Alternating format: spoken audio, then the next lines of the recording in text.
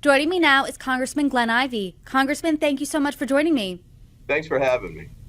We know you must have had a busy day and night on Tuesday after Tuesday's Homeland Security Committee hearing. And obviously, as we know, that did involve the markup of impeachment articles against DHS Secretary Alejandro Mayorkas. Give us your reaction. What did you think about that? It was a very disappointing day and night. I thought that the Republicans were going to be much more serious about something like this. Impeachment is one of the highest powers that the Constitution gives to the House of Representatives. So I thought that it would be treated with the solemnity and gravity that it deserves, but it really wasn't. I mean, they were just going through the motions, it seemed to me. They'd already decided. In fact, one member of the committee, Congressman Gonzalez, already said at the beginning, we've already decided he's going to be impeached. The only question now is what happens next. So, it was unfortunate that, that Mayorkas didn't get an actual true hearing on the merits, but, it is what it is. And we'll see if we can get a fair, perspective from the Senate.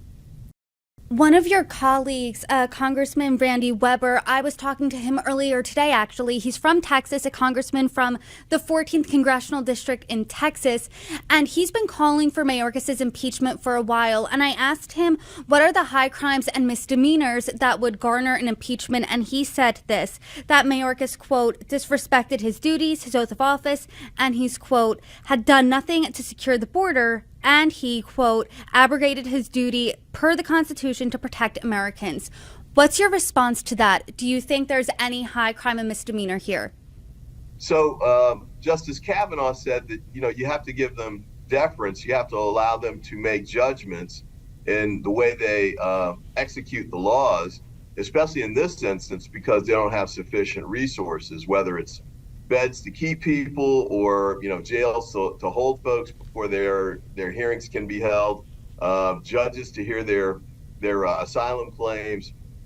That we don't have enough resources to do that. And as Justice Kavanaugh pointed out, we haven't had it for 27 years for 5 different presidents. So you have to give them flexibility as to who's going to be released and when they come back and how that program is going to be run. But that's really the sole basis of Article 1 of their impeachment articles. And it's rejected, I think, by James Madison 250 years ago and by the Supreme Court today. Let's take impeachment off the table for a moment. And Mayorkas himself was on Fox News earlier in January, and he said that the numbers coming across the border are historic. Do you think he's the right person for the job? So that we were able to have language come from Michael Chertoff, who'd been the Secretary of the Homeland Security Department under the Bush administration. And he talked about facing some of the same challenges, not enough resources to deal with the number of people coming across the border. So you have to let some of them go until they have their hearing come up.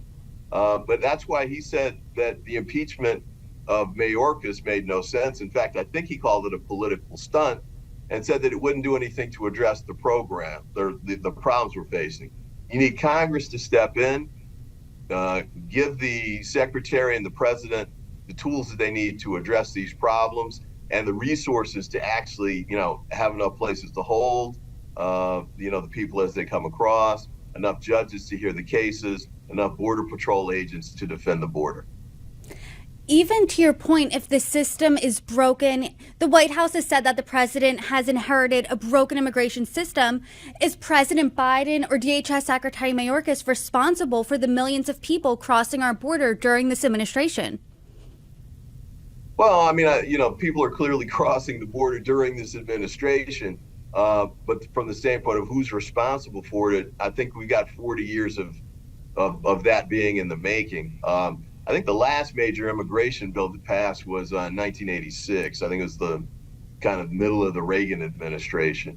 And the problem's been growing since then. So if we're looking for a scapegoat, I guess that might be one way to go. But I think the more important question is, now that we know that this problem is here and everybody, at least in the Senate Democrats, Senate Republicans, the White House and House Democrats want to fix the problem, why don't we start working towards doing that? And fortunately, there appears to be a bipartisan coalition growing in the Senate to try and do that. The only outliers right now are the House Republicans and Donald Trump, who's already announced without seeing the bill that he's going to oppose it, that it's a bad bill, and that he wants House Republicans to oppose it as well. So they are all been saying it's a broken system, but now that there's a chance to fix it, they want to block all efforts to do it.